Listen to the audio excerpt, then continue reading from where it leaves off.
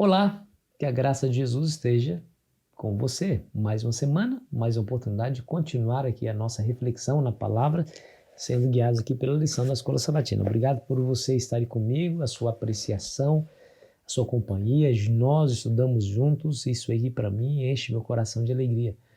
E eu fico mais contente ainda quando você toma esse vídeo e o leva para outras pessoas, fazendo assim que outras pessoas tenham contato com a palavra de Deus estudada aqui nesse canal. Obrigado, continue fazendo assim.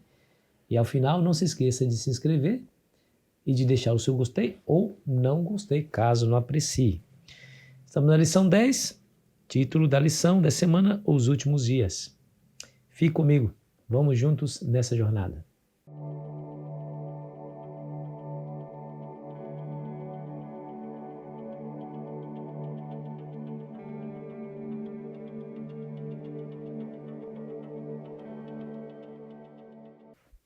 O verso para a nossa meditação se encontra em Marcos capítulo 13, versículo 26 a 27, que nos diz assim: Então verão o Filho do Homem vir nas nuvens com grande poder e glória, e ele enviará os anjos e reunirá os seus escolhidos dos quatro ventos, da extremidade da terra até a extremidade do céu. O capítulo 13 de Marcos traz o sermão profético de Jesus acerca da destruição de Jerusalém e do templo. Algo terrível para a nação de Israel. Foi a destruição, que aconteceu no ano 70 depois de Cristo. Mas ele não se concentra somente na destruição, ele avança até a parousia. O que é parousia? É um termo teológico que se refere à segunda vinda de Cristo. Então, a parousia é a segunda vinda de Cristo. O Senhor Jesus começa a falar de acontecimentos próximos do seu tempo, que estariam cerca de 40 anos depois, e se estende ao longo da história até o momento final da história do humano. Essa plataforma, que nós chamamos de plataforma de interpretação profética, nós chamamos de historicismo. O que é o historicismo? O historicismo acredita que as profecias elas se cumprem no decurso da história. Ela não foi inventada por um adventista ou por um evangélico estudante da Bíblia, não. Ela foi inventada pelo próprio Cristo. Esse é um método que nós vemos, inclusive antes de Cristo, nós vemos isso. As próprias profecias de Daniel nos mostram aí a profecia se cumprindo. Quando, por exemplo, Daniel, no capítulo 2, fala sobre a estátua de Nabucodonosor, você lembra? Cabeça de ouro, que representava o Império Babilônico. Mas, veja, no dia que ele teve essa visão, o Império Babilônico era o único império mundial. Há quem diga, os historiadores dizem isso, que o Império Babilônico era tão poderoso que nenhum outro império seria capaz de derrotá-lo. Mas Deus havia dito naquele sonho que o Império Babilônico cairia e daria lugar a um segundo império, que seria o Império Medo-Persa, que é representado pelos braços e o peito da estátua de prata. Depois seria seguido por um terceiro reino de bronze, que seria o Império Greco-Macedônico, depois o Império de Ferro, representado pelas pernas de ferro, que é o Império Romano, e depois esse Império Romano seria dividido em 10 partes, que são os dedos dos pés dessa estátua. Então você percebe que essa predição, essa profecia foi se cumprindo ao longo da história. Né? Nós já passamos por tudo isso. Babilônia já se foi, Medo-Persa também se foram, Grécia também se foi, Roma não domina o mundo mais. O que nós estamos vivendo agora é o Império Romano dividido os 10 países da Europa. Claro, se formaram outros depois, mas a princípio foram 10 países da Europa que se revolucionaram contra o Império Romano e ganharam a sua independência. O Império Romano se desfez no ano 476 depois de Cristo, não se esqueça disso. Então Jesus, ele que foi que inspirou os profetas, né? Usa a mesma plataforma de interpretação profética, que é o historicismo, ou seja, começa a falar de eventos próximos dos seus dias, que foi a destruição de Jerusalém, que aconteceria 40 anos depois das palavras dele, e estende os eventos até a grande volta, sua segunda volta a esse mundo, quando porá o fim à história do pecado nesse planeta, né? Então, olha que interessante. Nós iremos estudar isso nessa semana. Porém, antes, no domingo, nós vamos ver ainda um pedacinho aí do capítulo 12 que faltou analisar, que foi a oferta da viúva pobre. Nós vamos, assim, ficar maravilhados ao ver o significado dessa história e a aplicação dessa história para cada um de nós. Depois entraremos no capítulo 13 e falaremos aí sobre o princípio das dores, a grande tribulação, a vinda do Filho do Homem e como nós devemos estar vigiando enquanto esse evento não acontece. Mas por hora, meu amigo, eu gostaria de me concentrar aqui no verso para memorizar, que está lá em Marcos 13, 26, né? Esse texto aqui é extraordinário. Então verão o Filho do Homem vir nas nuvens. O Senhor Jesus prometeu que vai voltar a esse mundo. E ele não promete algo que não tenha a intenção de cumprir. Ele vai cumprir a sua promessa. Ele vai vir com as nuvens e diz a Bíblia que nós o veremos.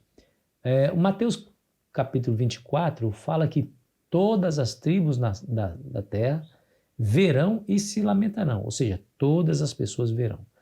Lá em Apocalipse 1, verso 7, o apóstolo João nos lembra que todo olho verá, ou seja, não haverá ninguém nessa terra que não vai perceber a volta de Cristo, porque vai ser o maior evento da história da humanidade, vai ser a volta de Cristo. Ele vai vir de que maneira? Segundo esse texto, vai vir com poder e glória, com grande poder e glória.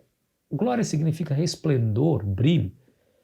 O brilho de Deus, o brilho de Cristo, o resplendor de Cristo faz com que o brilho do sol pareça uma chama de uma vela. Olha só a magnificência e a grandeza da volta de Cristo. Ele vai vir com poder e grande glória, né? E aí ele diz, e ele enviará os anjos. Isso aqui é muito maravilhoso. Ele enviará os anjos e reunirá os seus escolhidos dos quatro ventos, ou seja, dos quatro pontos cardeais da terra, sul, norte, leste, oeste, ou seja, de toda a extremidade da terra até a extremidade do céu. Ele vai reunir todos, vivos e mortos. Mas e os mortos, como é que serão? Segundo nós lemos lá em 1 Tessalonicenses, capítulo 4, verso 16, eles serão ressuscitados, voltarão à vida, se unirão com aqueles que já estão vivos e aí serão reunidos pelos anjos para serem levados ao encontro de Jesus nos ares, para assim estarem com Jesus por toda a eternidade. Oh, coisa linda, maravilhosa. Deixa eu dizer uma coisa para você, esse grande evento está próximo de acontecer. Em um dia não muito longe desse dia, Jesus vai voltar e ele vai chamar os seus escolhidos. Quem são os seus escolhidos? Bom, se você ler João 3,16, você vai saber quem são os escolhidos.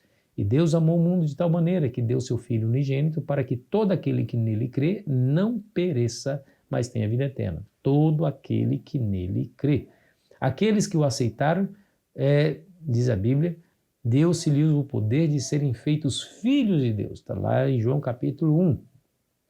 Então, aceitar, crer em Cristo faz de você um escolhido, porque você aceitou, porque você abriu o coração, porque você abriu a porta da sua casa, Jesus entrou, mudou a sua existência, mudou a sua realidade e agora você se torna um escolhido. Segundo o que nós acabamos de ler aqui, ele enviará os anjos e reunirá os seus escolhidos. Vai ser uma imensa multidão que ninguém pode contar. E aí haveremos de alçar voo, porque nós seremos alçados dessa terra. Porque essa terra, impregnada de pecado, maldade, trevas, precisa ser refeita novamente. Então vai nos tirar daqui para nos levar para o céu. Lembre-se de João 14, quando diz assim, eu vos teria dito, se eu vou preparar-vos lugar. Se não fosse assim, eu vos teria dito. E quando eu for e vos preparar lugar, voltarei outra vez para vos levar para mim mesmo, para que onde eu estou estejais vós também. Olha só que lindo, maravilhosa promessa. Jesus está lá no céu e Ele quer que nós estejamos lá juntamente com Ele. E Ele está vindo para nos buscar. Enquanto Ele não vem, o que devemos fazer vai ser o estudo dessa semana. Que a graça do Senhor Jesus te abençoe, querido e querida, que você possa receber a luz do Espírito Santo em sua vida, para que você continue sendo o escolhido de Deus, a escolhida de Deus, para ouvir dos seus lábios: muito bem, servo, bom e fiel, foste fiel no pouco, sobre o muito te colocarei, entre no gozo do seu Senhor. Que essa seja a frase que você ouvirá naquele dia, que essa seja também a minha alegria de ouvir essa frase, dos lábios de Cristo, nosso Salvador. Ore comigo. Pai querido, nos ajude, Senhor, a compreender a Tua palavra e viver de acordo com ela. Nos ajude enviando-nos o Espírito Santo para termos condições de fazer aquilo que Tu queres que nós façamos. Nos dê força moral e espiritual para fazer aquilo que está revelado na Tua palavra. Nos ajuda em nome de Jesus. Amém. Foi muito bom estar com você. Amanhã continuaremos a nossa meditação. Aproveite bem o seu dia.